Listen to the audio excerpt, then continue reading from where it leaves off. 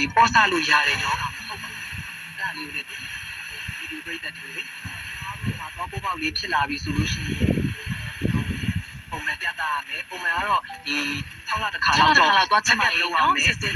တဲ့နဲ့အဲ့ဒါပြီးလို့ရှိရင်ကို့မှာတော့ပေါပေါက်လေးရှိနေပြီဆိုရင်စောစောစီးစီးဖာထားရမယ်မနာခင်မကြိုက်ခင်ပါပေါ့အဲ့ဒါဆိုရင်ကိုကကုသရတဲ့ကိုလည်းနောက်ပိုင်းကြိုက်တဲ့ပြဿနာတွေမတက်တော့ဘူးပေါ့ကိုလည်းတိတ်ပြီးမခံရတော့ဘူးပေါ့နော်ဝေဒနာတော့ဟုတ်ကဲ့ရှင့်ဒီတော့အစားစားရမှာဒီလက်ပြဆိုရင်ဖြစ်လာပြီဆိုရင်တော့ဆရာဝန်နဲ့ဒီခြားတိုင်ပင်ပြတာပြီးတော့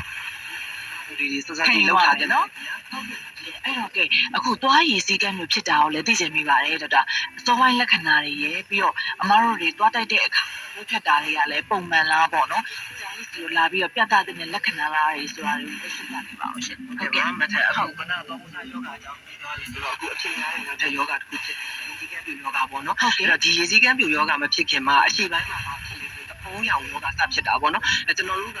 ဇက်ထဲမှာသွားတိုက်တာလေးကောင်းကောင်းလို့ဒီတနေ့နဲ့ချိန်လေးမတိုက်ဖြစ်ဘူးဆိုရင်ဇက်ထဲမှာဘာရှိတယ်လဲဆိုတော့